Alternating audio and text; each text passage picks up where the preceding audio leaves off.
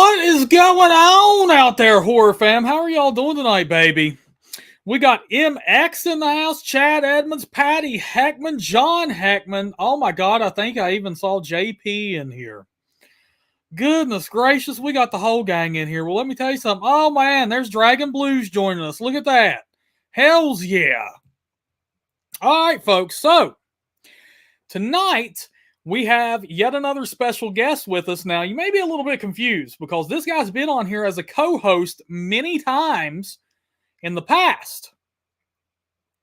But now he's coming on as a guest, and it is Necro, because you have heard me allude to the fact before that he is a filmmaker. Well, we're going to discuss the film he made.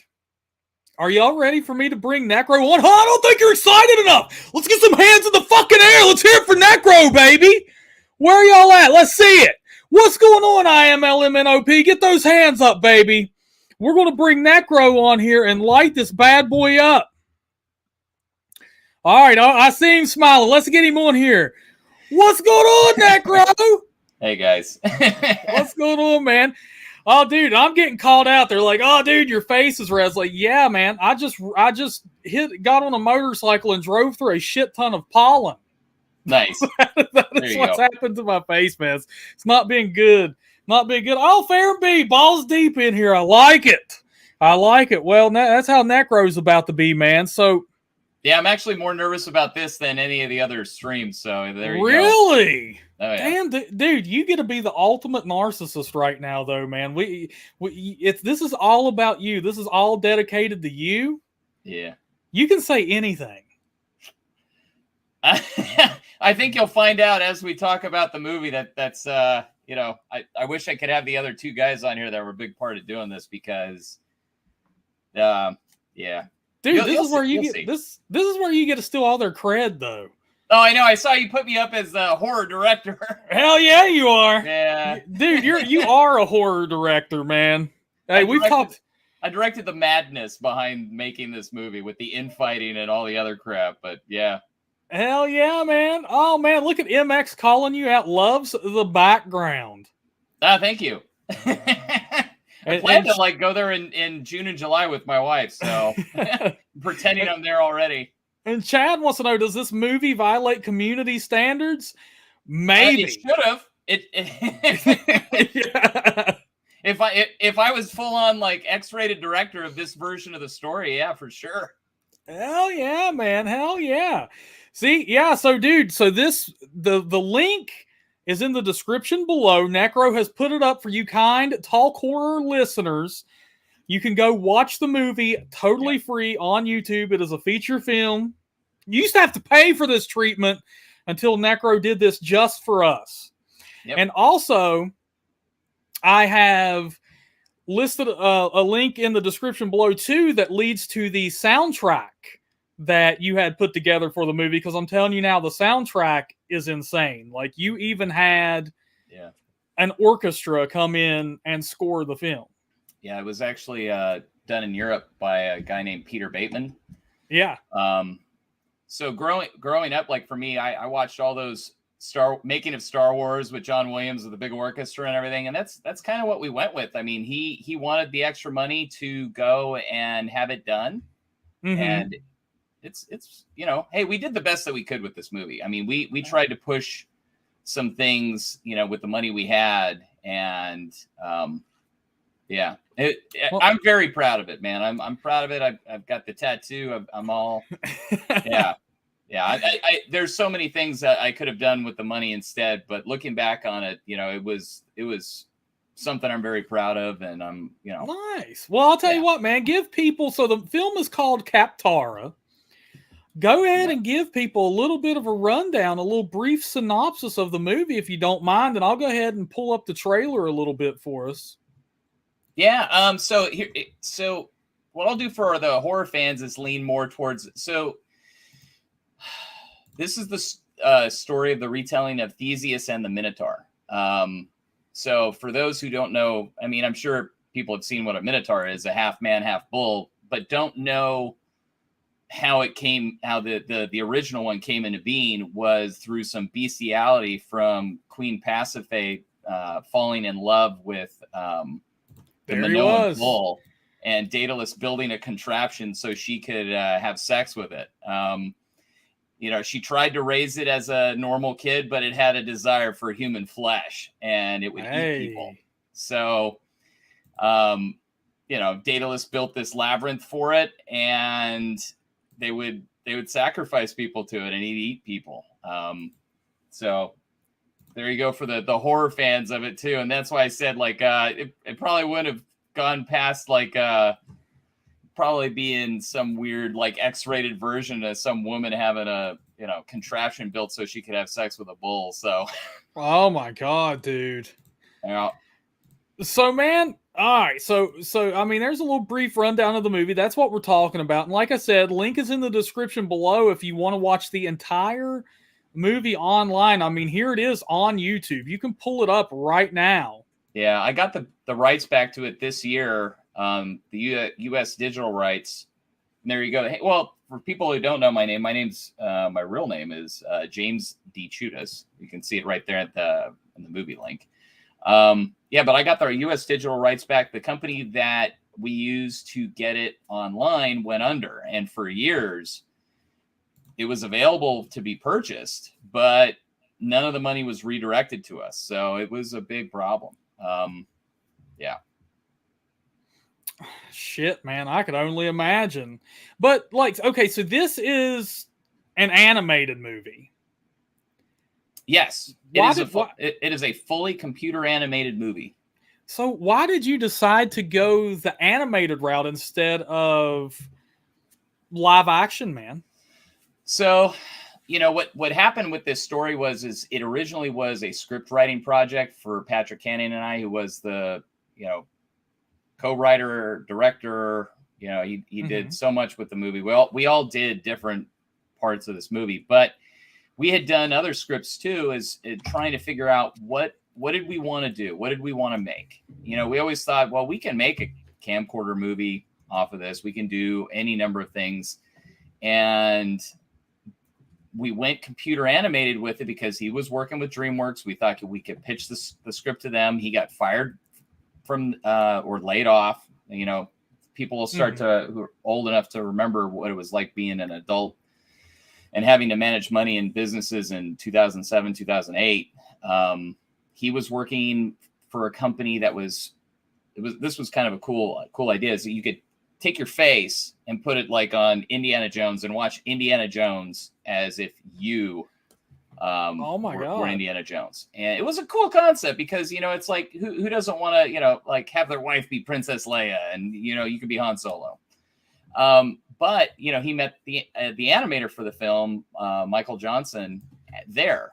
And he did a trailer for us, and we were going to pitch it, and then they both lost their job. And then during that peak of that downturn, it was just kind of like everybody was losing their job. I still had my job, and I said, "What do you guys think we could do this for?" So yeah, I mean, we were probably in the $30,000 to $50,000 range, and then we looked at, should we just animate it this way or that way, and we went computer animated with it because we wanted to stand out. We wanted to be different. Most of the big computer animated movies at the time were done by big studios, and we wanted to show, quotes unquote, the little guy, hey, you can do this. You can make a computer animated movie. We were trying to kind of blaze the trail as to how to do this. But you know what? The problem with it was we were competing against computer games too. So. Okay. So because the movie is an epic fantasy horror movie. Yeah. And I mean, so that's why you kind of went the animation route. It'd probably be cheaper to pull off what because it's very ambitious. Yeah. Damn, thank you, Farabee, man. Donate the 0.99 through Super Chat, baby. That's going in the bloody bucket and going to the ultimate Talk Horror Bash on the 21st. We are single digits now, folks. On 30 days of Talk Horror, we are in the single digits. I only have 9 more days left. But let me ask you this, man. So, this is a very ambitious movie, a very ambitious project. And you were just a dude who, your friends, kind of, losing their jobs and stuff, or you're watching people lose their jobs. You're kicking ass in the business world, and you're like, screw it, man. We're going to make this dream come to life. Is that how it went? Yeah. I mean, I think Anna and Michelle lost their jobs too. And I just looked at it as a project where I always wanted to make a movie. But it kind of just took on more meaning because everybody was losing their jobs. It gave people something to do, something fun to do, and for me, you mentioned the narcissist thing. The thing I get off on is actually seeing other people be successful with it. And you'll get that, more as we talk about what happened with Mike and Patrick. I mean, and even myself. So, I mean, there's a lot of different things that, like that happened throughout the course of making the movie. So we'll see. Hell yeah, man. So, well, I mean, who is James de Ciutiis? How did you get to this point in your life where you're like, I'm finally going for it, man. I've always wanted to make this movie and we're going to make this happen. Well, shoot, my mom's in the channel. So I guess, my mom's probably heard this story and Anna's here. So, when I was 15 years old, my parents decided to get divorced. So there you go. You get the full necro today. I won't cry. That'll be like Friday as I'm entering the quantum realm. But I used writing as an escape. And for me, like it was also entertainment too. Like for my mom I would write these stories and, to try and give them a twist of where she wasn't expecting them to, the ending, kind of Twilight Zone-ish, kind of other stuff. One of the first stories that I wrote that kind of stuck with me, and it's, kind of like when I look at it, a little bit depresses me. It's in the first short story collection, which is on Amazon, is titled Mass. And it's about this actor who, after playing a rich, wealthy man, takes off his mask. And, he has all these other masks on the wall, but his face is covered in putty. It's featureless. Yeah. And then this girl shows up and, she's crying. He doesn't even know like why. He starts asking her and she wipes away all the clay and reveals who he really is. And he starts crying. I don't know. So, but with that, so I use stories as an escape. I have big time movie buff, love movies.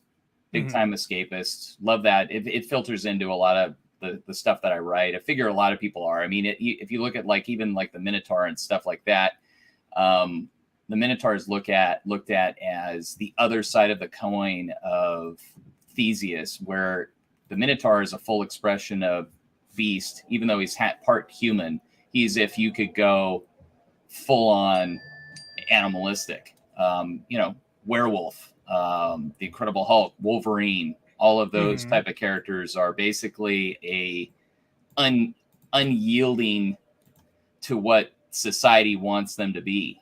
And even if it leads to their death, that they would be, they'd rather be free. So, that's just kind of, that's kind of the way that I looked at my storytelling. It is very escapist, very much, and I when I met Patrick Canning and saw very passionate, I mean, he went and into film. And so that kind of like him like, hey, we could do this. And he believed in me and a lot of we didn't have as many of the crazy things that the original Kaptara would have had in him. But, I pushed the envelope on every scene I could with him. So.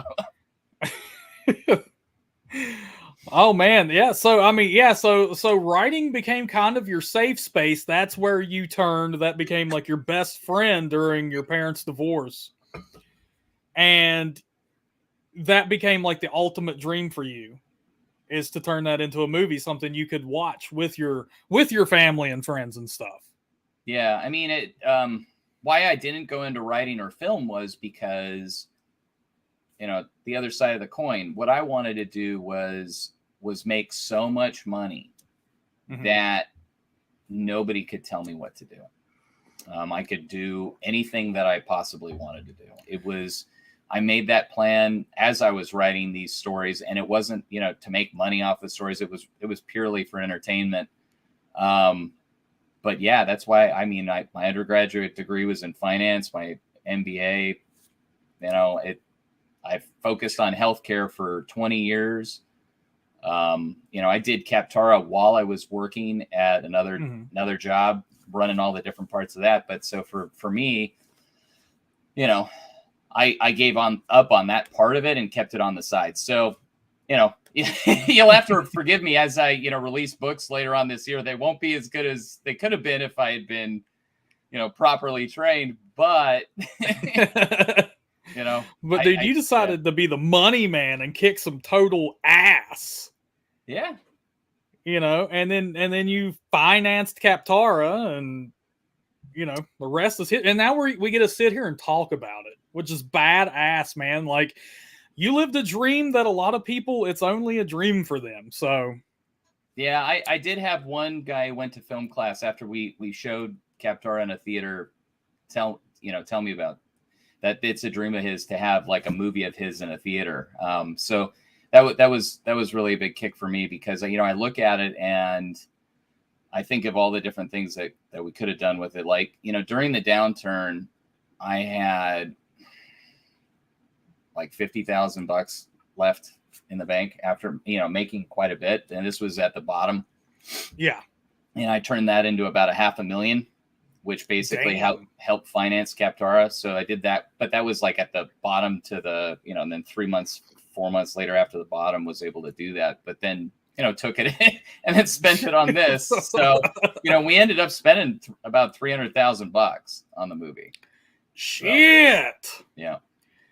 Oh my God. Yeah. Like, I lost 2 houses doing this. And yeah. Yeah.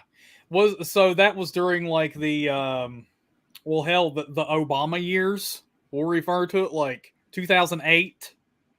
I think that was yeah. Well, when everything was just like crashing. It happened during like the end of George Bush's Jr.'s term.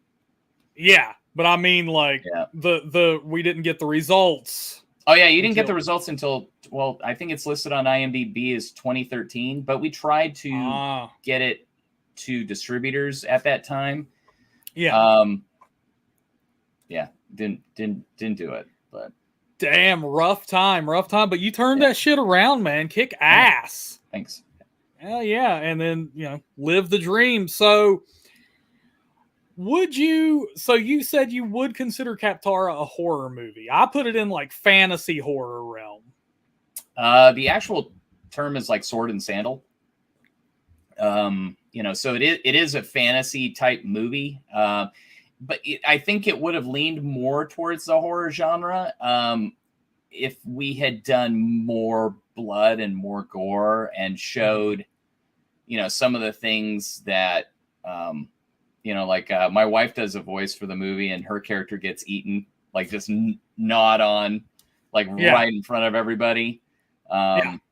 And, you know, but we were trying to cater to a younger audience. We were trying to go, 13. Yeah. You know, I think I had, you know, at one point showed, I don't know if it was JT or Henry who saw it when they were like 8 and said that it scared them. So, I mean, so there was a range for this movie for sure. Yeah. Okay. Were you trying to like go for like, were you trying to go for any certain rating? Like you wanted a hard R, you wanted a PG-13, like PG-13. Okay. Just because it could get out to more people. I think our biggest item with Kaptara was cutting back on the blood and the gore of it. So was there originally stuff in there that got cut out? There's some we did okay, so with computer animated movies, you know, you watch Toy Story and there's like spoofs at the end. Those aren't like, those are made up. I mean, like those are jokes, and we had some of those type of jokes with, you know, I think you were bringing up the Minotaur schlong, and you know, like where's this? Yeah, I totally brought that. Oh God, so there was a version of the Minotaur with a penis. Oh yeah, for sure. Oh, absolutely. Okay. Just had to make sure, Yeah, but we still do get, Dragon Blues brings this up. We still do get the lady with the big boobies. Yes, we were hoping that we would spur on some, puberty for some of the, the 12-year-old, 13-year-old. Whoa. Yeah, I mean, her outfit is kind of, I think the goal was to go for the slave Leia, but with the white color from Star Wars. So, yeah, but we tried to show off as much as we could, man. Yeah, man. And for those of you who watch this bad boy, I mean, she's totally run around in like a thong and everything. She got that. Yeah. She got that dump truck for an ass, boy. Like, oh my god, yep. Patrick wanted the big old ass, man. Hell yeah, she's corn fed, man. Hey man, I love me my thick women, so I'm right there with them. But you don't get curves and stuff without having some meat on your bone. Hell yeah, dude. So like, speaking of that, like I know one thing, like this woman has the perkiest, biggest breasts you've ever seen, and they don't move. She's like a Barbie doll that walks around, man. Like, so speaking of that, and I mean, call that our limitations with computer animation at the time. Like, what was your biggest struggle with the animation? Hair. Oh my god, of course, yeah. Hair's the hardest. Hair and water are the hardest to animate. As you watch the movie, and this was kind of neat because, like, for me, not being a filmmaker and just being like a movie person, is I told them, like, with certain scenes you'll see steam, a lot of like fog and mist and birds. That kind of crap came from me. That was like, if they said, look, this doesn't look right, we don't have enough money to make this scene work, I said, make it foggy, make it have birds fly by, do something where it's distracting the audience and not realizing, hey, look, this shot doesn't look very good, there was no way for us to enhance it. Those were kind of the things that like I had to think of. Like we had certain, I even got to do part of the editing, just like a couple scenes, but it's just trying to figure out like how you could cut it so it would make sense for the audience, but not ruin everything. So. Yeah, man. Yeah, Farron B brings up a good comment here. He said, that's true. EA offered Clay Guida $10,000 to cut his hair for the very first UFC game they did because it was such a pain in the ass. And I think it was Dana White like offered him $10,000 like on top of everything else he's getting paid for, just to cut his hair out because he has that really curly long hair, that flops around while he's fighting. Yeah, and he refused to cut it. But it's a pain in the ass. I mean, it's like it was the hardest thing for us to do. Sorry, I got a little fire going. Damn, that sounds even better. Like your voice got so much better there, dude. You could do an ASMR channel. Wait, me to do the deep voice? Yeah. Hold on. Oh my god! I start doing the Jonas voices that he was doing. I love that acting out he did last night. It was great. Hey, Mom, we're just trying to do my project here. Yeah, it was funny. We can watch that movie tomorrow or the next day. Oh my god! Yeah, so that was kind of the biggest problem we had with the movie. I mean, the text changed a lot. And in fact, you'll see that with the next movie that's going to come out, but that it'll look much better. So looking back on it, man, what is one thing that you really wish you could change now that it's done? I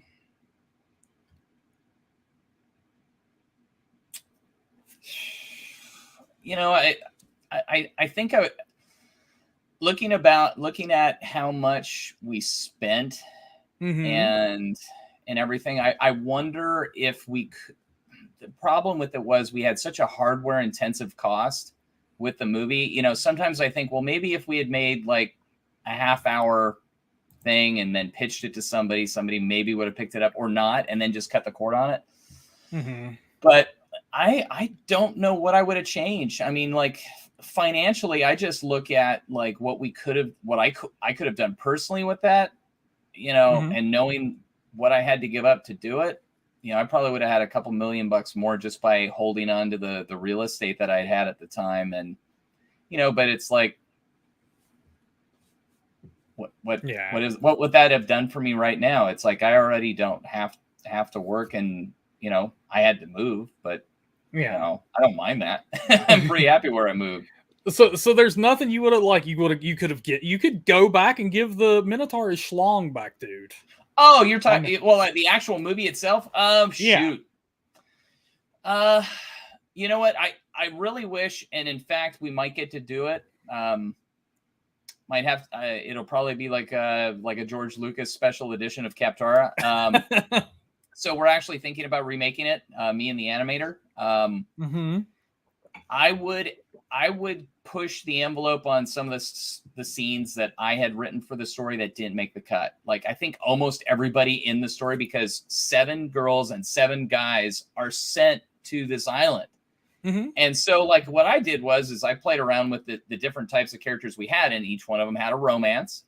And some of it was really silly and creepy. Some of it was not, was not girl, not guy on guy. I mean, not guy girl. It was, there's a lot of homosexuality stuff in there too. We're talking about Greeks. There were parts in there where, like I said, the contraption, I would have pushed it for X. I would have gone for gore. I would have gone for full on just pushing R as hard as we could with it.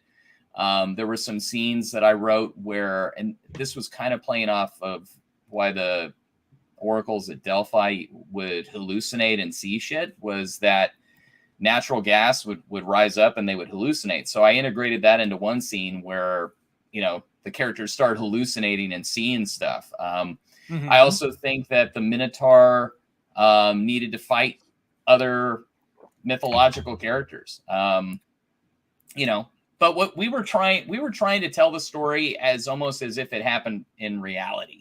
But Dragon Blues, I caught that the monster fight. I could totally more gore and monster fights and sex. I could totally agree with that. DOD says titties for everyone. Hell yeah, there we go. Nice titties for everybody. That's the winning formula, man. But no, with the monster fight, I could totally get behind that, man. I think it would have enhanced the final battle, because when you see the Minotaur messing up some other badass monster, it's like there's no way a dude can face this thing down. You know what I'm saying? It would have made that battle just more epic. Yeah, I mean the part. So what I looked at him as was kind of like we kind of talked about him as being a King Kong type character. Tried to make him sympathetic. But it's like I told Patrick, I'm like, dude, King Kong fought other monsters. This guy's got to fight other monsters. And, he's like, well, do you want the movie to be my movie or not? Because he was directing it. And I said, I do. So, let's do it. We kept with, the PG-13 rating. We kept it with, because, I even talked to him about how the labyrinth could be set up and burrowed in, something could have burrowed in and wasn't intentionally built there. It was, the Minotaur was put into this cage, and it was an open cage. There was no doors shut. It just was lost in there like everybody else. Yeah. And that was the real myth. So he's like, well, nothing else would be in there with him. It was just put there. And it's, you'll find out when we do Kaptara special edition with Mike and I've already talked to him about it. It's like, these are the things that we have to do with it. Man. Yeah. Sorry, I keep adjusting my seat and everything. I don't know, my seat's nervous too. Oh shit, man. It's cool. Man, so let's see here. So was there a point in the filmmaking process where it just hit you like a ton of bricks, like, oh my God, man, that I brought this to life, I'm making a movie right now? Or did you feel that way throughout the whole process? Well, it was stressful watching more money go out than I thought. I think originally I thought we thought the 30 to 50, then we thought 150 and then it got to 300. Oh, Is realizing we had gone so far with it that we just needed to push it to the end. I think for me, it became real. Getting to see it in the theater with friends, family, getting to see, Patrick and Mike have people that they cared about in their lives that were special to them, realize something that, like I said, a couple of buddies from college coming up to me afterwards and go, dude, like, that's my dream, is to just realize that. And that to me, that comment, I know I've said it before, is just, that kind of made it real for me, is that we did something that other people just wish they could do. And it was so different than most low budget things. We didn't do the animation in India. It was all us. It was 3 guys and we had great voice actors, great everything else like that. And they went on to do great things too. Like the guy who did, is Theseus. He's doing voices for The Simpsons now. I mean, it's awesome. Yeah. I mean, and it's stuff like that where it's like, I pay attention to the people that worked on it and keep track of what they've done. And, for me, it was part of their resume. It like I know for Mike and I know for Patrick, it helped them get better jobs. So it's good. Badass. So I don't think I have to ask you what the worst part of the filmmaking process is then. Money. Just watching all the money just go away. There's just so much out of your control. Like you can budget out everything you can think of, especially with a computer animated movie. It's a lot different. I think like if I was talking to a filmmaker today, like what you could do is the hardest thing to do is, just try and get everything free. Try and find somebody to give you stuff for free and people to work for free, and both Patrick and Mike, they worked for, they went over their budget and they said, like, this is the minimum that I need to live, for rent, for food. And, that they didn't get rich off of working with me. And, I know how much they were paid, and, for that, I'm grateful for it. And luckily for them, they got to realize the rewards of making the film. It was great. I'm pumped up about it. I love it. Hell yeah, man. I still talk to both of them. I'm, like I said, Mike's making another movie for me, and hopefully we'll do Kaptara. Oh, it'll go back to its original name, but it'll be like Atlantis: The Last Days of Kaptara. But it'll be redone with all the animation redone, and hopefully more boobies. Yeah, more boobies, more gore. Hell yeah, dude. So, what is one piece of advice, or what would you tell artists who want to bring their art to life like that, man? Follow your dreams. You too can be a success. Beefcake. No, do it with a plan. Do it with a plan. Stick to it. I saw JP, mention the huge write-off, like the producers. I mean, they're write-offs with it. I mean, I got to write off. See, that was the other thing is too, like, since I was working and I had earnings, I did at least get to write off a good portion of the film. But yeah, I think with technology nowadays for filmmakers, without doing computer animated, where you're having to buy a bunch of servers and everything else like that. Oh my God. Go for it. Why not? Yeah. Map it out, but do it with a plan. You might only get one shot to make a movie, and you better make sure that it's as good as it possibly can be, and make it not just, I think a lot of filmmakers that, a lot of directors that I've run into, or writers, or people that make movies, they want to make something that's very pure and holy to them. It's like that. It's like they're putting their soul into a movie. And yes, I definitely think there's a place for that. You should totally make something that you're putting your soul into. And Kaptara really is that type of movie. But what I would say to a filmmaker is, know your audience. No, you're there to entertain them. You're not there to, yes, you can make a piece where you want to deliver a message. But like I think people have seen over the last few years that, I think it's just come up on your show a lot, is the message overwhelms the story.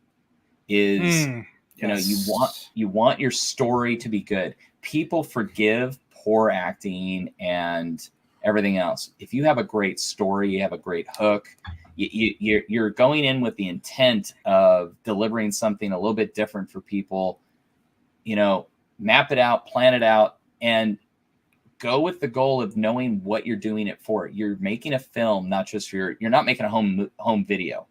You're making a movie for other people to watch. Oh, damn. Patty and Big Pa coming in with $25, baby. This is going to be the most badass party we've ever had, dude.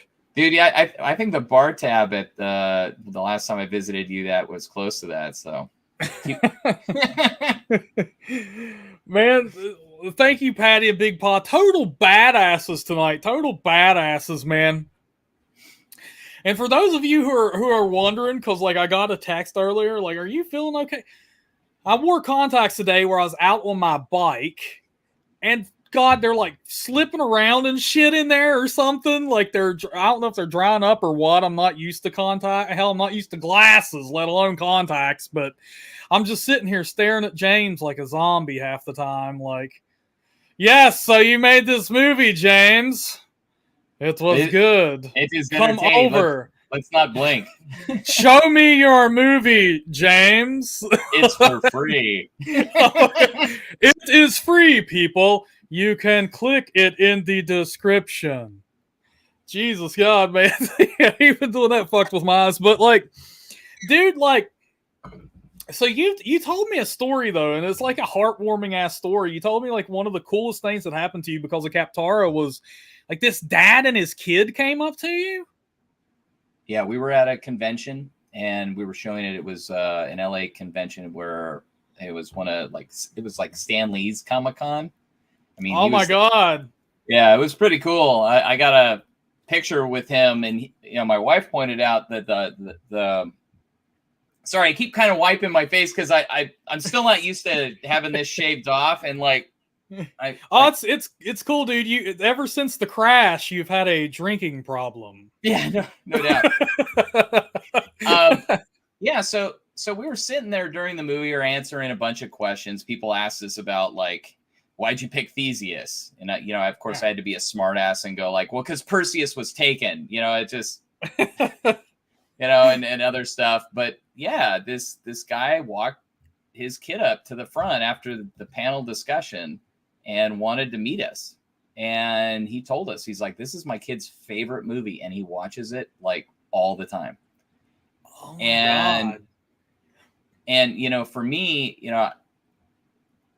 that was like one of the things that I told Patrick and Mike to also latch onto as well is, and I think the kid was, I don't know what disability he had, but, I told them, not only should this lead for you guys to get a better job and add it as a resume, because they're indirect things that they don't know what it's going to do. I said there could be somebody else in the theater who sees this and actually makes a good movie. Shit. But inspires somebody. And for this kid, for it to be their favorite movie. Now, I know deep down like kids have favorite movies every other week, but for me, that's something that stuck with me. Is like, I don't know if that kid ended up like going and making computer movies, like maybe he got into programming, who knows.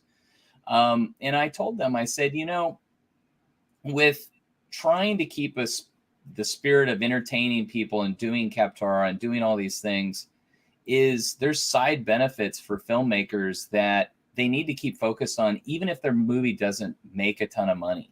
Is like, there's so many movies that do well after the fact, if they're good movies, and people, they get a following. And so, yeah, JP maybe became a bullfighter. I love it. Yeah. So, but yeah, it's like, so that for me, it's like, that's the type of stuff that enriches my life, because I don't really look at, I look at a lot of things not as personal accomplishments, but more as like that. How did I help, someone else? Because for me, I look at the things that I've done in my life, and, people could look back on it and go, oh, it's so successful. You did all these other things. And, Mm-hmm. I'm only 45. So it's just, but that's not what I consider success. I've got three kids and a wife. If they're successful, then ipso facto, I'm successful. Yeah. So, Yeah, that's, man.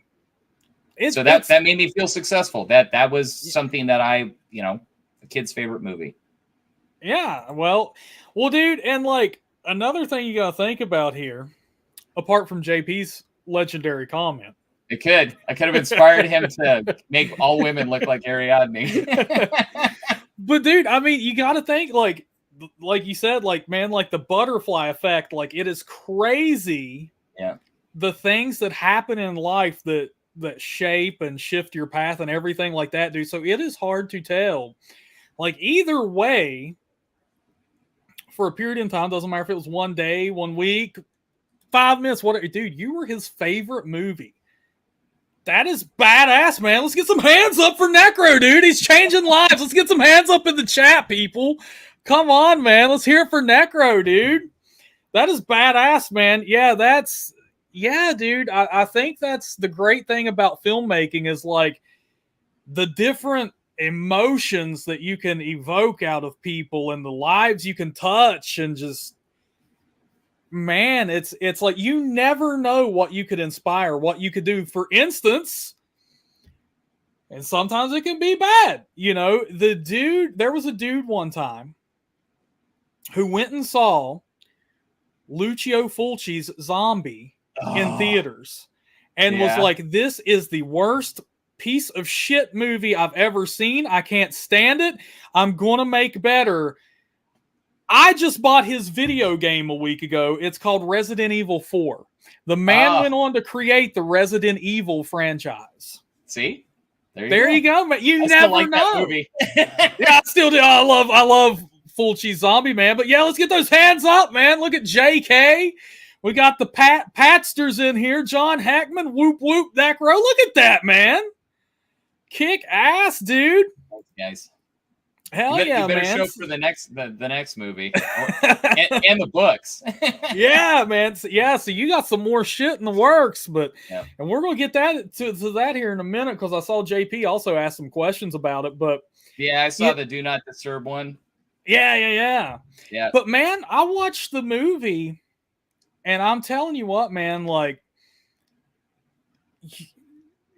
dude, some things you nailed. Especially for, I mean, hell, it's really independent filmmaking. You know what I'm saying? The things you guys nailed was crazy. Yeah. You had, the orchestra. Let's go ahead and pull up the video here, man. You had, where was it here? There's motion capture. Here it is, man. This is an orchestra recording the Kaptara soundtrack, man. The score. Yeah, it's pretty freaking badass. That is I love it. And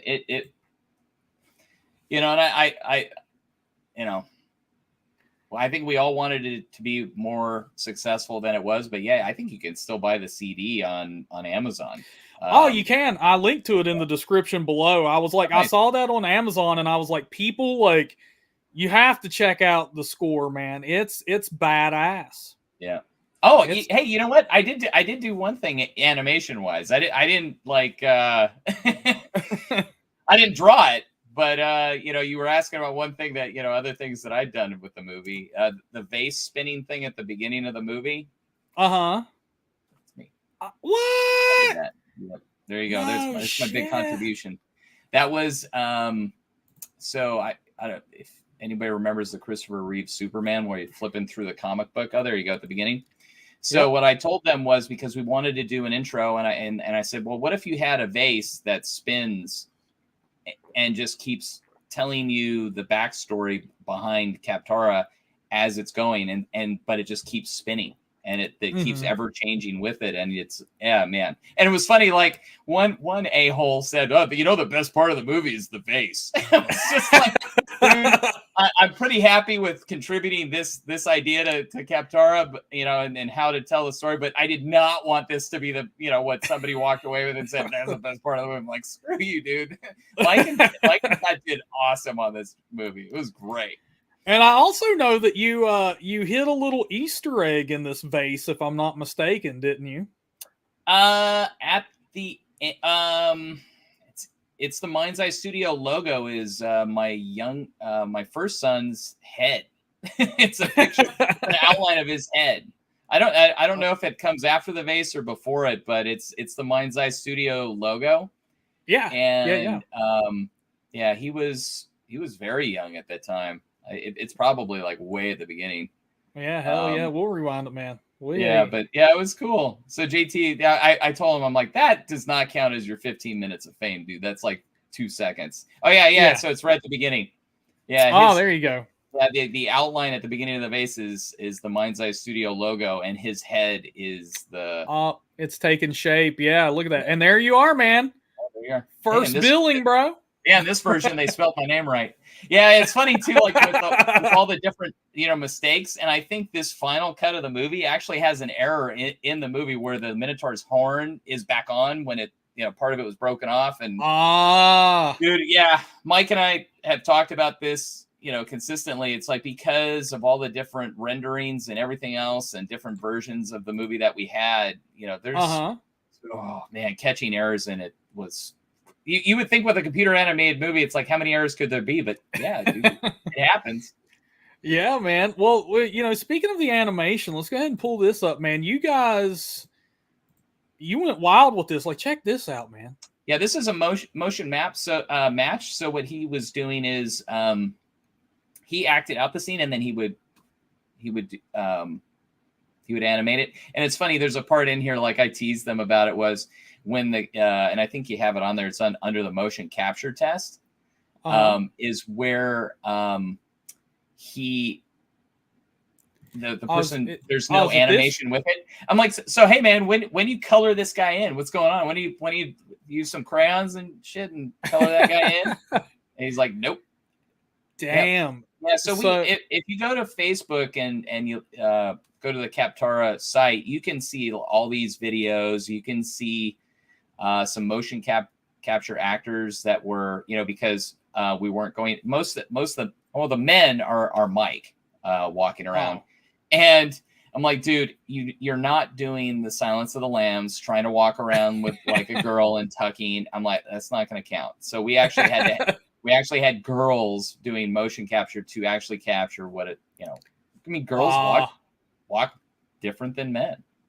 They totally do, man. They know how to work that badonkadonk. You know what I'm saying? Yeah, if you want to know how girls walk different than men, all you got to do is go to a restaurant and watch as your waitress walks away. She wants that tip, boys. That's all I'm going to say. Right. That ass looks like a porch swing, baby. Yeah. Like you. Yeah. And as you guys keep reminding everybody, I'm a total sucker for anybody. Yeah, hell yeah, you are. Hey, it was all for Jonas. Hey, what's up, Robinski? Welcome to the stream, man, and the horror fan, baby. Hit that sub button. Stick around, dude. Yeah, man. So let me ask you this, dude, because I try to ask everybody this who's on the cast. I'm like, you know, that's in the biz, as we'll refer to it, you know, because you're an insider now, man. Ooh. So let me ask you this, man. What is the scariest moment you've had while making a film? Oh, shit. When the computers broke. Oh my god! I shouldn't have asked an animated. Yeah. Okay. So that was one of the scariest moments. It's like, holy crap! The whole movie's like gonna end. There was one moment. I was sitting in the other room, so we had this like makeshift, like it used to be a garage for like oil changes, and I'm sitting in one room. Patrick and Mike are interviewing the girl who ended up being, and I think under IMDb, she's now under Claire Fogg. It was Claire Fogarty when we made the movie. Oh, yeah. They were interviewing her and talking to her and everything else like this. I joke around with them and say, hey, we do have a couch in there. That it was a big couch interviews, is the big weird worrisome.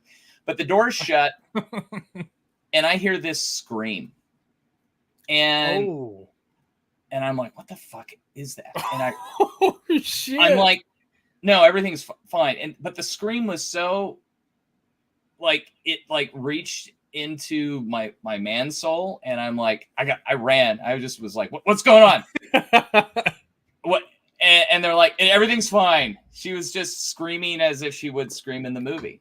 And it was terrifying, man. It was like, God, that's like wild. I was worried somebody was hurting her like that.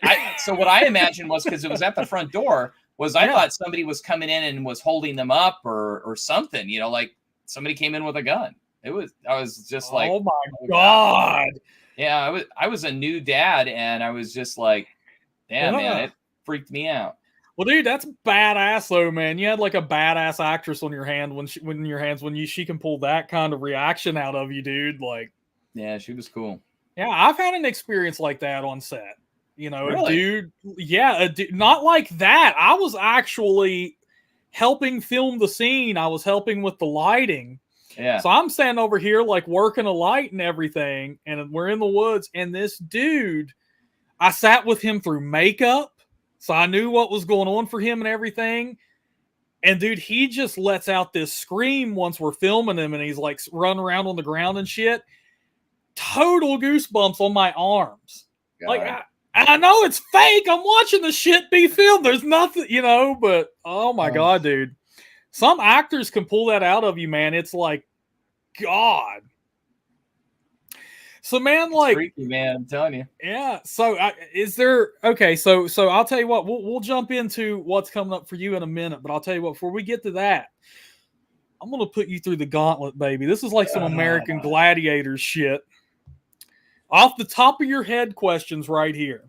Okay, we're gonna throw you. You gonna put me on a timer so I don't have to think about it, or? Oh, dude, I'm just gonna yell at you the whole time. Oh, awesome. I'm like, come on, give it to me. Hurry up. All right, dude. What's your favorite scary movie? Go. You only have 3 seconds. Come on. 78. What was it? Halloween 78. Okay. I like that. And I like how you were very coy about that. You were very calm. Very I did put Halloween 78. Yeah. You don't deal with no bullshit. All right. What's one horror movie you'd have absolutely no chance of surviving? That friggin' one you were talking about last week, where everyone's attached or something. That caterpillar. Oh, the human centipede. The centipede, yeah. Dude, you'd fuck everybody over. You'd be the one in the middle that just dies first. Yeah, fuck you guys. I'm out. Refuse. Yeah. No. Oh my God, dude! Come on, dude. You could eat the the vanilla paste. Dude, come on. Okay, what's one more horror movie you think you could absolutely survive? You're kicking its ass. Oh, yeah, man. Army of Darkness. Well, yeah, it's one of the reasons why I have such a hard time when growing up picking up on women is using all the Ash Williams lines. Give me some sugar, baby. Yeah, that doesn't work all the time. Not with this hairline and Yeah, but it makes you feel good when you do it, and it's like if you get shut down, then you feel like it's their loss because you just used the Bruce Campbell on them. So yeah. All right, man.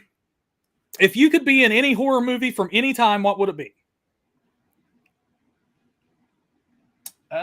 Growing up, I think Dawn of the Dead. But without knowing, in the original one, not the new one, but like growing up as a kid, I always thought it would be cool.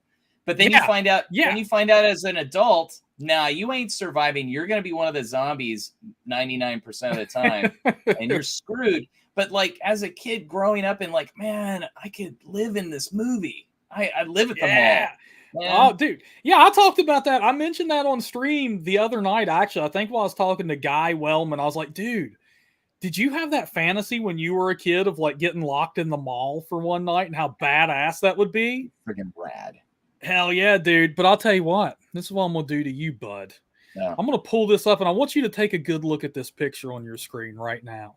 Yeah. Just go ahead and get that Minotaur in your mind's eye, because here's my next question. Marry, fuck, kill a giant Venus flytrap, the Minotaur from Kaptara, or Amber Heard. All deadly creatures, all deadly entities, my friend. Good luck. Well, see, the Amber Heard thing, I would totally marry her. Oh my God! What? She's going to take a dookie on your bed. I'm cool with it. You do whatever you want. Oh my God, dude! You're going to get pink eye, man. She's going to poop on your pillow. Yeah. And the Minotaur, like I've probably already made the Minotaur my bitch, so I'd probably fuck the shit out of that Minotaur. And the Venus flytrap, man, I still probably have nightmares of Little Shop of Horrors, man. So I kill that thing so fast. I'd burn that thing to the ground. Oh my God, dude! Yeah. So, oh my God! So you're going to marry the Dookie Queen, dude? I have a thing for crazy people. Well, we don't need to get in on that for all my stuff, because crazy people like other crazy people, so whatever. Oh, JK, I had to throw at him some of the most deadliest creatures on the planet. Yeah. So that's why we got the Amber Heard tossed in there, man. You never know, but hey, man, I'm not going to kink shame you, bro. Yeah. If you want some doo-doo pillow, you go right ahead, dude. Hey, man, Cage was in a movie with her, so I got to support it. Oh God, he totally was, wasn't he? Yeah, I think it was a Drive Angry, where he was like a demon or something. Yeah, you like the poster for that? It's like Nick Cage is way in the back, but her leg is the closest thing to the camera. It's like, hey. Yeah.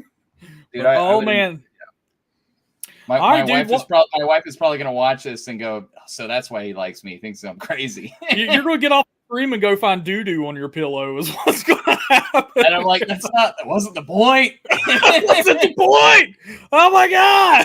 Hey, my advice to guys, that say, oh man, women are crazy. I'm like, dude, just pick the one you like. Pick the crazy you like. That's right, DOD. We don't kink shame around here, by God. Necro can have his doo-doo pillows if he wants. That's right. By the way, folks, links to the official Talk Horror piss jugs in the comments below. So Necro, man, what would you do, or this is a kind of a stupid question because you're like a multi-billionaire at this point, but what would you do or be if nothing stood in your way? 7 or 8 times, that's what happens. What would you do or be if nothing stood in your way? Money's not a problem. Education is a problem because you have a freaking master's degree. But you could snap your fingers and tomorrow you can do it anyway. I'd make movies all day. Yeah, hell yeah, that's what we like to hear around here. Damn it, give me more smack to talk. I want to make a movie with you. Yes, I want to. I would love to direct my own movie. And highly likely it would be a horror movie or deal with some sort of insanity. But that's number one. That's what I would do. But I can't make I have enough money for the wife and kids and the house and stuff. But if I did that kind of crap, I mean, I'm working right now, so I'm getting up at 4:30, 5 o'clock every day. Because I get bored. yeah, no doubt. He'll call me at 5 p.m. Dude, I've been up since 4. I've worked all day. I've been to the gym, so I'm so bored. What are you doing? I'm so bored. Yeah, I used to only sleep 3-4 hours a night while I was making Kaptara, so it's just kind of but I drank a lot more than I do now. I only drink 2 nights a week, but man, coffee and alcohol and whatever else, just to keep going. But yeah, I mean, yeah. Well, I'll tell you what, dude, we can make that. We can make that happen, man. Hey, we can make that happen. You help me make my movie, and then I'll help you make yours, and then you can totally put me through the ringer, man. Go get this. I'm the director around this house. Yeah, yeah. I don't know. I mean, we'll see. We'll see how it goes. But I told you that group that you interviewed for the last couple of weeks, man. Mm-hmm. There's some cool people. I'm hopeful that that they're around for you when you get to making your movie, because I think that they have great stories and they were very entertaining. So yeah, man, I'm totally staying in touch with them, and they've already hit me up and told me how much they love me and all this and stuff. And I do want to send a quick shout out, nothing but love, thoughts, happy thoughts to Eric Henderson tonight, man. He was the first dude I interviewed on the stream for the 30 days of Talk Horror, and he's going through a rough time right now, unfortunately. So just please, whether you're a praying person or a thoughts person, whatever, man, send the good vibes to Eric Henderson today, my friends, please. So, man, I got to ask you, though, dude. I know I've been around this, man, many, many times. You don't sit still, period. Like, your ass ain't going to sit. It's hard even like to sit still on these things. But usually when we do this, I'm drinking, and I can't because it's a work night. Oh, yeah. But dude, what have you got lined up next, man? What's in the pipeline? Well, I saw one of the comments, and sorry guys, I'm not typing into a lot of the things. Like I told you, I'm a little bit nervous with this, and the first thing I'll bring up movie wise, because he mentioned it, was Unicorn and the Lion.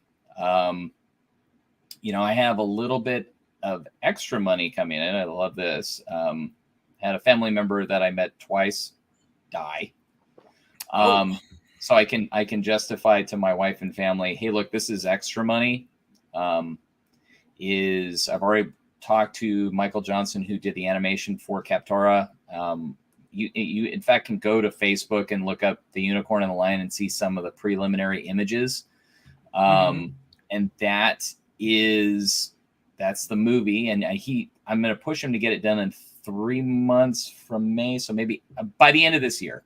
I want it done by the end of this year, and he wants it done too. He's finishing up doing another movie. So, and I texted him yesterday. So we're looking like it's good to go. I need to find out how much money that is next week and how much, he needs to just get it done, because he's the type of guy where he lives paycheck to paycheck with his stuff. He gets it, he spends it. It's like he always figures, well, I'm just going to make more. And, he does that. Yeah. So it's cool. And that movie is based off of a novel. So you'll get a short version. And I told him, I gave him the script for it. I wrote the script for it. I said, add more action into it, add more fighting, add more stuff that you want. Because, Dragon Blues is going to be editing 3 books for me that, old DB. I've kind of been putting off releasing. I basically put a lot of this stuff kind of on pause as I was filling my time up with other stuff. But, so there's the Unicorn and the Lion, which is a novel. Yeah. Again, it's it is a story about, lean in towards more of my escapism. It starts off with a prince. It's like a fantasy tale where, he wants to. It's a magical world, creatures. There's unicorns and fairies. There's only one unicorn in the actual story, but he doesn't want to be a prince, and he's filled with a lot of intensity. And he figures out that the way that he can actually touch this unicorn, because it's around other people, but it always runs away from him. Yeah. But he reaches out to touch it. And right as he's about to touch it, he's basically told that his mother and father are dead, and that he has to become king. So he puts into a plan in place for his brother and sister to basically end up taking over, but doesn't tell them this. Is he basically kills off all of the known threats in the kingdom and goes off to find the unicorn. It's a very escape thing, and things happen. So this is going to be both a novel and a feature film, is what you're saying. Like, you're tackling 2 mediums. Yeah. So and he's going to basically turn in. It's kind of like Beauty and the Beast, but the Beast part of it is more, again, that escapism, and even leans heavily into the ending of the movie of, I tried to take what people consider like the classic hero but make it that ultimately that the classic hero doesn't want to be the hero, doesn't want to be in the spotlight, doesn't want to be the king of the castle, would rather just run off with, you know, a like-minded individual and not have any real responsibilities to everybody. It basically eliminates all the responsibilities and can just go off and do whatever the hell he wants. So yeah. Damn. Okay. Yeah, that's very interesting. Okay, well, let me ask you then, because like I said, you're going to be tackling two different mediums here. You're going to be doing a book as well as releasing it in feature film format. Which are you most excited to see? Which would you be most excited to see? Okay, right here I have a box of DVDs or Blu-rays or 4K, whatever, of The Unicorn and the Lion. And right here I have a box of the novelization of The Unicorn and the Lion. Which would you be most stoked for? Like, you get to open it up and hold it in your hand. The movie. Damn, okay. Yeah, I'm actually more, I'm more, even though I don't have as much like control over the movie, because again, it's, you know, Mike would be doing this for very cheap and doing the script and everything like that. So he's going to have a lot of creative control over it, is though, you know, and I've read a lot of, you know, and I've met like F. Paul Wilson at a horror convention and talked to him about his movie, The Keep, and his book, The Keep, which he hates the movie. Look, even if I hate the movie, even if he butchers every friggin' character in there and doesn't get the story right or something, I won't care. I won't care. I'll be excited. Hey, look, I have a movie. I have another movie on there that, you know, yeah, they took it and they changed the story, but I'm not the story, because there's the book. I know that that's the fallback. It's like Stephen King in The Shining. You know, he hates The Shining movie. Okay, fine. You hate The Shining movie. It doesn't honor the fact that you were an alcoholic and that you're, you know, that there's all these different changes in the movie and the book. I still have the book. I still told the story I wanted to tell. And, you know, some of the changes that I made to the story, you know, it adapted it like,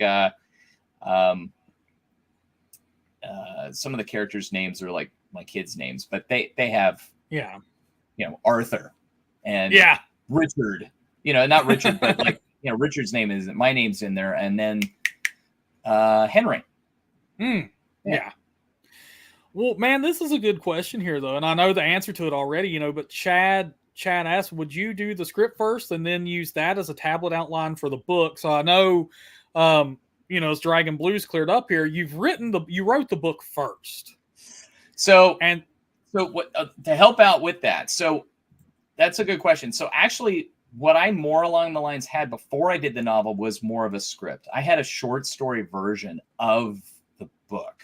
And in fact, when I went back and did the script, I referred more to the short story version than I did the novel version. And then I tried to integrate things from the book that I really liked. So the novel allowed me to explore the female character in the novel more so than the short story, because the short story was kind of like the script. It's very bullet pointed. It's focused on the main characters, you know, audiences, you know, like that are of this, you know, I mean, I went into such a level of depth with this girl in the novel that I hope, I don't know how it's going to get conveyed into the movie, but yeah. So realistically, you'd start with the script or like the bullet points of it, and then you do the novel and expound on it, because that's the thing with movies is you're focused on entertaining an audience for an hour and a half to 2 hours. You can't go into the story of telling like this girl's backstory of that she was in an abusive marriage where her husband was an alcoholic and thought she was cheating on him, and that a fairy falls in love with her and kills off her husband for, you know, for just the sake of loving her. And that she, you know, there's just all these, you just couldn't tell that in a movie. I mean, people be like, I want to see more fighting and stuff like that. And, you know, it's tough, you know, unless people say, I want the 4-hour version of Unicorn and the Lion. So would you say, that, because Dragon Blue says, having written both, screenplays are definitely easier to write than novels. Would you agree with that? Yeah, because you're kind of, and I've talked to her about certain things. You know, it's like, for me, like scripts to me can be very, you know, I like to say it's like you can go extremist with it. You're emphasizing a particular scene and doing that. And then knowing and knowing that your script, whatever you write and whoever you hand that to, whether it be the actor or the director, they're going to make it their own. They're going to change it. So writing a script, for me, in the scripts that I've written, I look at it as getting the highlights of a book into it there with the beats of the movie. And certain things need to happen at certain points, at certain minutes, at certain times, to keep, because there's a flow for every movie that's successful and that they follow these formulas, is you have to have those beats hit and know what goes into those. But you can put thousands of hours into a script, but then the director's going to change it anyways. So don't overthink it. In fact, what I think her, Anna and Michelle were writing a script. What I told them was, with one particular script, is have alternative scenes that you're happy with. Because if you know the director's not going to like something, if something doesn't like fit with it, or you want to like pretend you have $100 million, it's like the movie Legend. Like when Ridley Scott made that movie, if they had made the movie with everything that was in the script, like it was an epic battle sequence with the darkness' castle and big fights, and the unicorns, when they'd run, flowers would go behind them. I mean, it's just, he's like, it would have cost us $100 million, So it's like, I like that movie a lot, but I want to see the script made into a movie. But it's like, that's what you can do with a script, and knowing that you can put a lot of effort into it and it's going to change.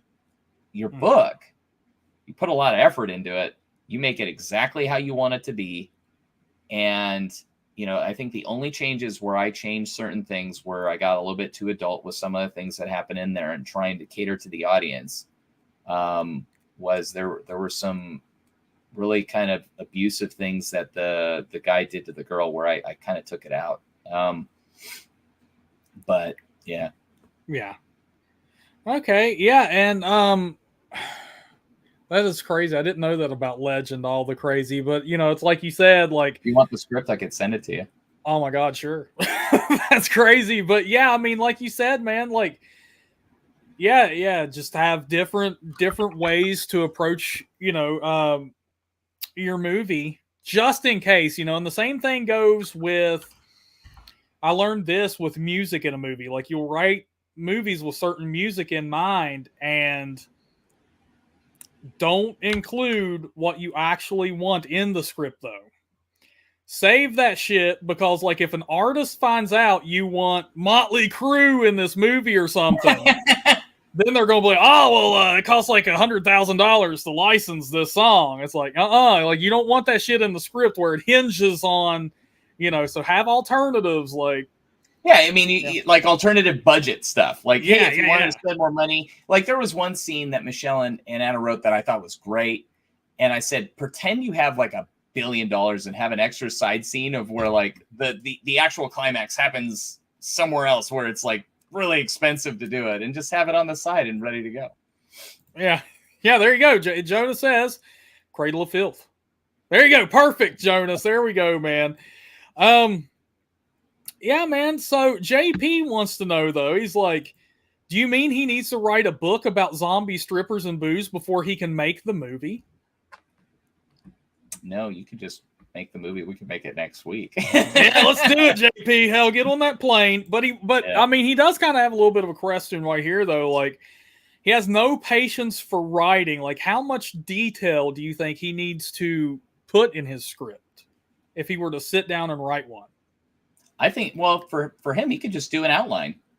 You don't have to write the script to be credited. Like, I was credited as a writer with Kaptara. I mean, I wrote a lot of scenes, but ultimately, like, the screenplay's name has Patrick's name on it, because he did the script part, but we did the story together, and we wrote the story together.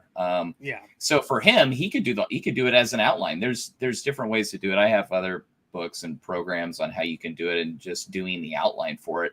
And then you can hire somebody to write the script for you, of where they basically make your outline, and they probably ask you a bunch of questions. Well, what happens here? And then they write it down for you.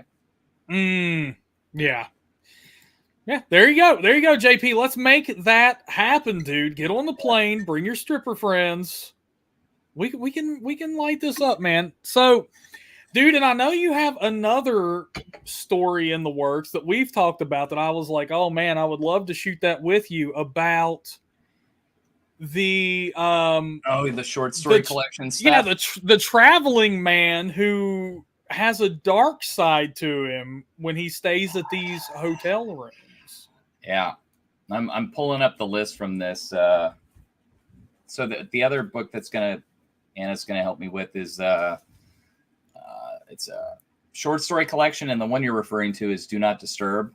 And there you go, baby. Yeah, I'm actually working on the sequel. Yeah, I've read this script, people. I've read that. It is fucked up. Yeah, that's putting it lightly. Thank you. Yeah, so Do Not Disturb is going to be followed up by two other stories. One, the sequel's called Do Not Disturb Us, and Do Not Disturb Them. So I already have I have it, and by request, it's like I had already mapped it out after I did the first one, because my wife liked it a lot. Damn. And I was really surprised too, because it's very graphic. Yeah, the story's pretty graphic, but what I leaned in towards is, so what I used to do for work is I used to travel for work. And I made it that this guy was, he's traveling a lot. She thought I was telling a true story. Well, you don't know. See, that's that's the thing. It makes me wonder, man. Yeah, it's like for me being bored. So so this guy, you go through the story, and he seems like he's just a frustrated guy with work, with life. He's married, he's traveling, he gets up before everybody else, and he goes and he gets on a plane before like most people even like wake up. Like he's probably on a plane at 6 to be somewhere else. He gets up, he goes on this plane, and somebody just is irritating the shit out of him next to him. And he has these violent thoughts about this guy. He just hates the guy. And then he sees a girl that's, a couple rows forward from him. She's very attractive. And, he's very drawn to her. But you can tell he's a very repressed individual, but has a lot of things going on in his head. And, coincidentally throughout the day, he sees interactions between this girl and the guy, doesn't feel quite right about it, doesn't like it, but he's not doing anything about it. He's married, he's got kids. And you want me to ruin the plot points? No, definitely don't ruin the plot there. Yeah, so definitely. I would say not, because it's a shocking ass plot. Because I remember I was reading the story. Yeah, and I mean, you've given a fairly good summary of it, but it's like, as you go through it, you're like, you have all these twists in mind that could happen. What blah blah blah, what's going on, and then you're like, oh damn. Yeah, I mean, it almost reminds me of something like a more professional Terrifier, or something like that. It's cool. I'll take that, man. Yeah, I mean, what I was going for was, again, it's a something where the audience really isn't expecting this, but you can tell there's something he's holding back. There's something, like the whole story is him dealing with these other two characters, with the woman, with the guy, and this debate in his head, and it's the song that I listened to while I was writing it was The Killing Moon by Echo and the Bunnymen. Oh, okay. So a lot of stuff, lyrics from that song pop up into it, and as to what's really going on with this guy. And even the other two characters have no idea. And they're almost trying to antagonize him into this. into what goes on near the end. And, he's trying to be normal. Yeah. He's trying to be what you see every day. And that's just not how he is not. Yeah. Dragon Blues says, I was just listening to that earlier tonight. That is kick ass and also weird. I really worry about you two now. But yeah, so I was gonna say, like, if you're when the story comes out and you read it, I would highly recommend like listening to the song either while you're reading it or before, because there's a lot of imagery from that song in there. And I'm so focused right now on the sequel. I went through the bullet points with Melissa, because I wrote this story about a year and a half ago. Mm-hmm. But I had already, after that, she said, I really want to know what happens next. And I'm like, you kind of don't, because it's like, even what Patty said, it's like, well, it made me think about, like, if, was this going on while you were traveling, and it's just, was this the type of stuff that he did that? So, yeah, there you go. JP's landed that, dude. You're breaking the rules. Yeah. Well, so, Echo and the Bunnymen, man, I'm sure it's not too expensive to get this song in the movie. Yeah, I would love it. So, you could probably look at it as like a 50 Shades of Grey, but like a horror movie.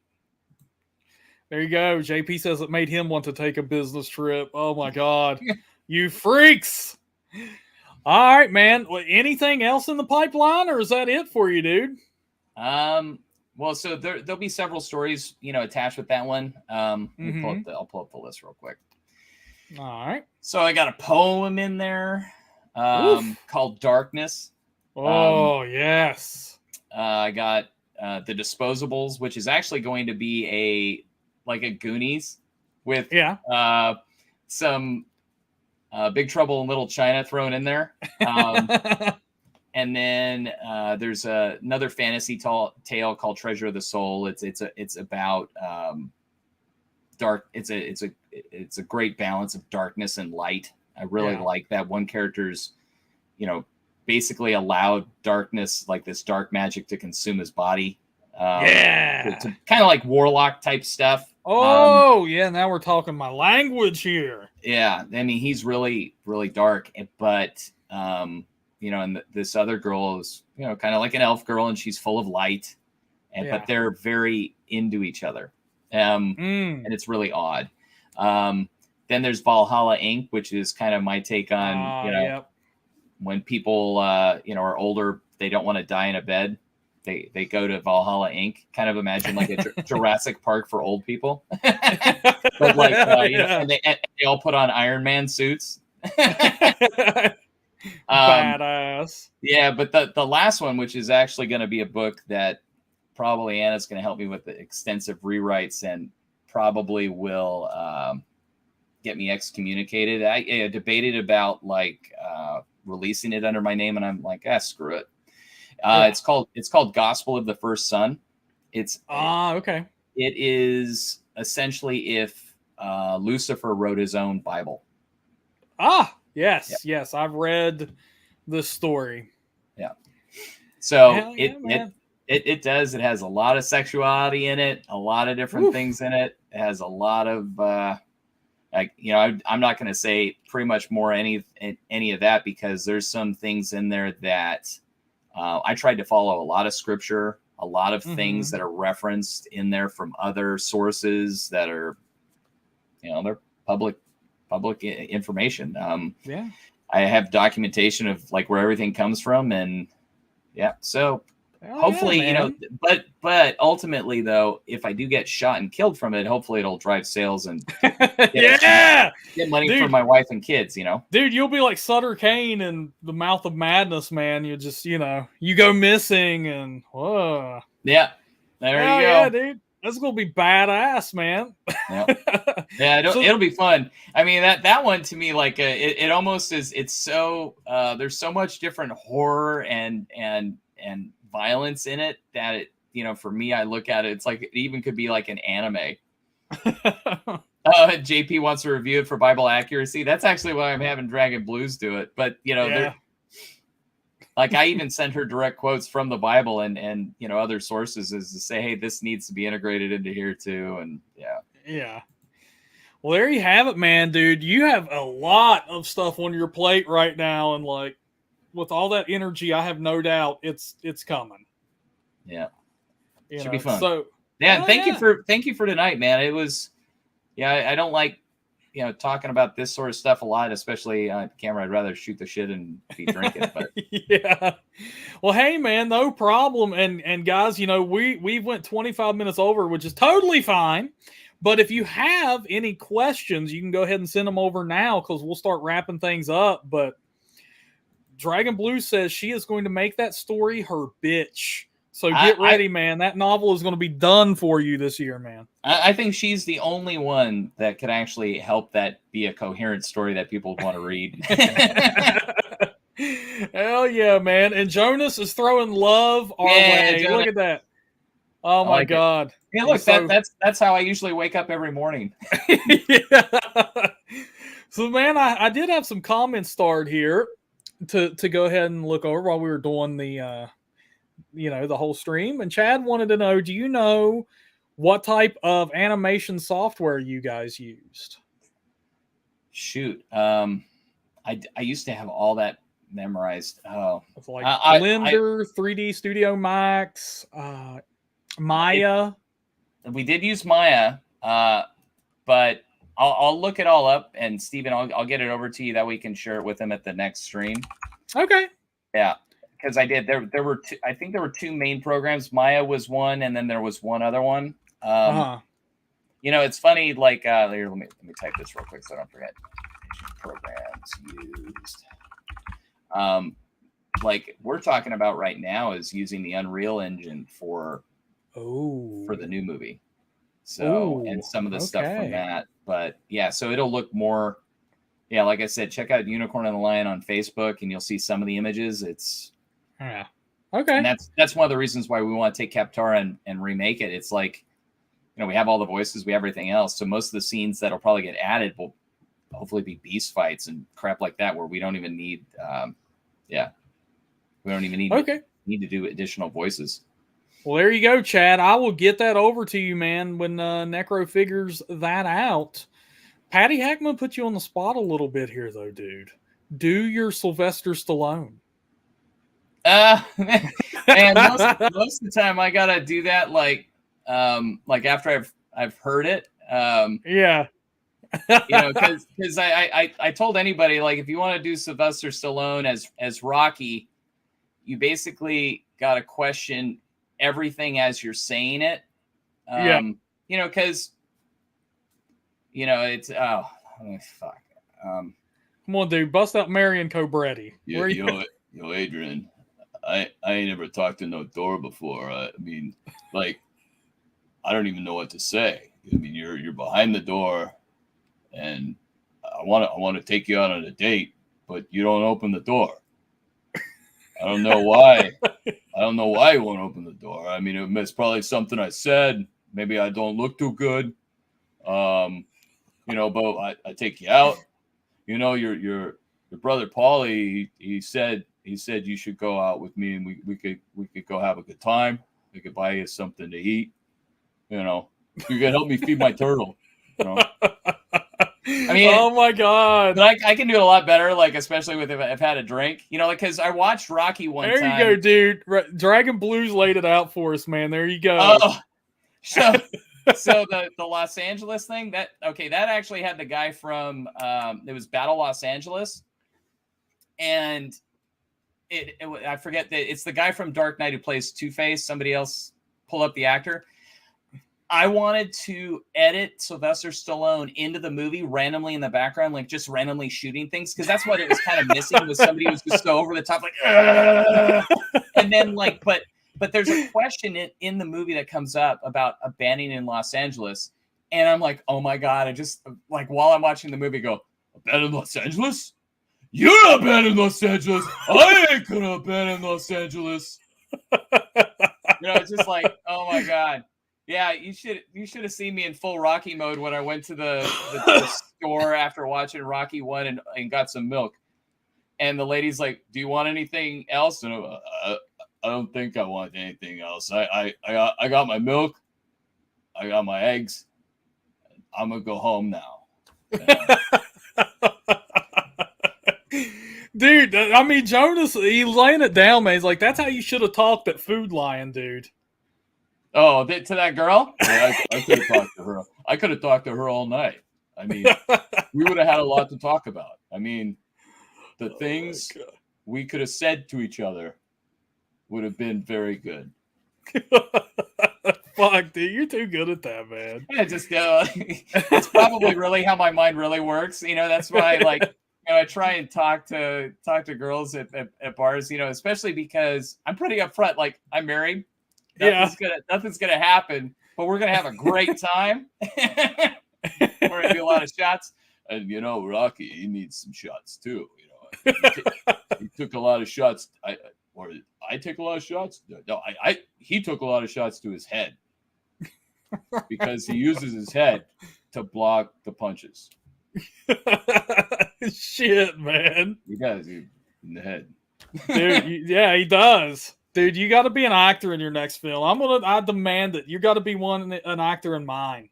That's it. God. You're an actor now. Yeah. Dude, I've already got you in like the documentary style when you were in Weird and Wonderful. So. No, yeah. That's right, man. And DOD, this is for you. She called me out. She said, "Cute cup." Yeah. I've seen multiple comments on it tonight. This is the cup I'm drinking my tea out of. Like it. That is badass. So yeah, in case you're unfamiliar, me and Anna, we have Halloween cups that we pull out around Halloween time. They've kind of like stayed out for the entire year, and we were like, dude, it's Chris. Yeah, as they should. And then like Christmas came around, and we're like, well, we need Christmas cups too. This sucks ass. So this was the one that I picked out.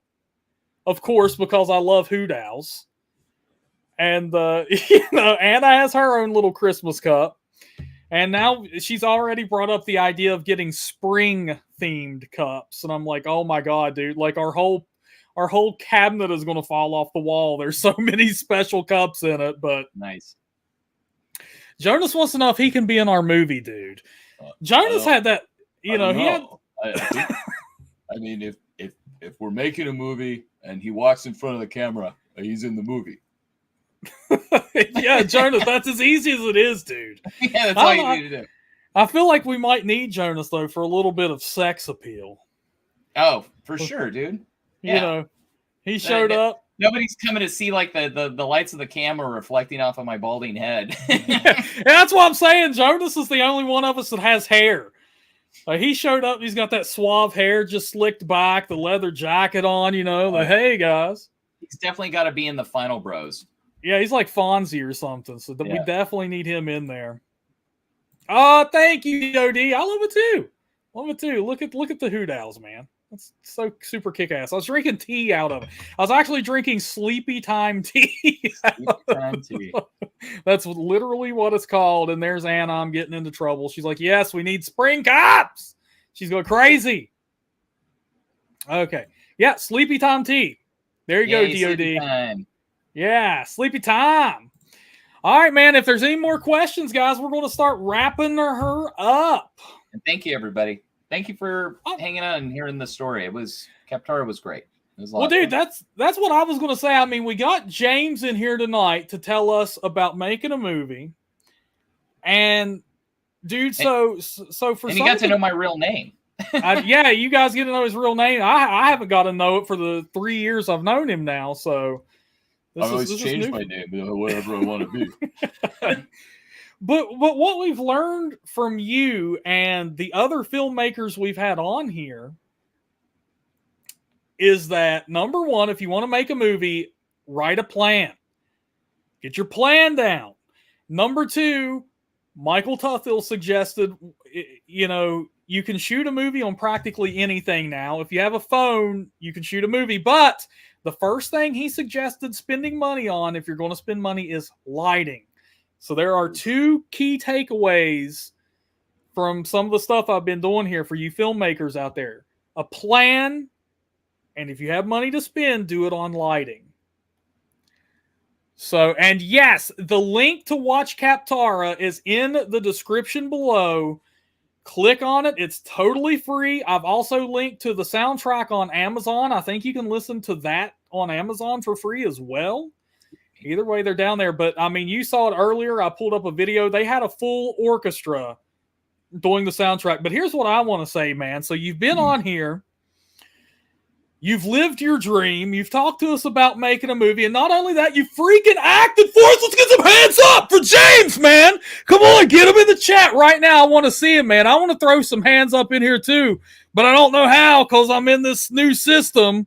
And it won't let me have access to smiley. So you get this pretty smiley face. That's what you get, man. That is my thumbs up. All right, so I want to see some hands up in the chat for James. Let's hear it for him, man. Come on, we had an awesome night tonight, dude. Thank you for sharing your filmmaking knowledge with us, man, and getting on here and really opening up and letting us behind the curtain, too, because, you know, like, you talked about some really personal things that weren't all warm and fuzzy. And then you showed how you can use some of those things to your advantage and get done and achieve your dreams and goals and stuff like that, man. So that, man, like, number one, that's badass. And number two, that couldn't have been easy to get on here and share this. And man, I know it's kind of like it's kind of like the first time I was asked to write a biography on yourself. It's like, what? This sucks. Like, I can't do that, man. So, man, that's really cool of you, dude. Thank you for being on with us and hanging out. We had a long stream tonight. It was really fun. And you know, thanks to everybody who was in here too, you know, chatting it up with us. We love you guys. This has been awesome. And yeah, dude, just thanks for being here. Now you got to come back on as a co-host again so we can talk shit about other horror movies too. I told you should just like randomly call me up at 8 o'clock on Friday and say, well, let's see what Necro's drinking. Yeah. But I'll be wearing the Ant-Man suit and I'll be in the quantum realm. So, you know, who knows what you'll see. Yeah, Necro sent me a picture of the shit that he's going to be drinking tomorrow, folks. And he described it before he sent it. He's like, he's like, tomorrow. Oh, yeah, Friday. He's like, you will not believe what this shit looks like. It looks like paint. And then he sent it to me, and it seriously does. It looks like that glitter glue or something. Like you could, like, or some like make your own slime kit. Yeah.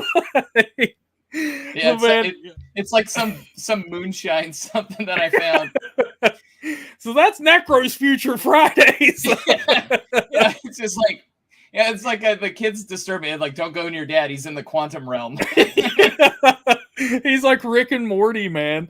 Yeah, DOD, what's Necro drinking? Could be a segment. Yeah, that's what we need to do. Yeah, I told you could just randomly call me up, bring me on for 2 minutes, and like cut me out. Hell yeah, man. All right, man. Hey, we may do that. You never know. Like, I'll just send you the link and be like, hey, Necro, don't look. Just click this link. You're in the stream. And you know, during that time, I'm like, whoa, what's this do? So you get that cool like shot of him where he's looking at the screen like an old man Facebook profile picture. Yeah. All right, man. Hey, thank you all for being in here. Thank you to Necro for being such a awesome ass guest tonight, man. This was so different. Usually we're shitting on movies together, but tonight I totally got to interview you and gain some knowledge, man. So thank you. Thank you, everybody. We will see you next time. It will be tomorrow. I will be here. We're in the single digits, though, my friends. The 30 days of Talk Horror is coming to an end.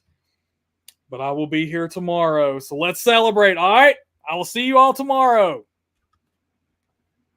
Bye, everybody.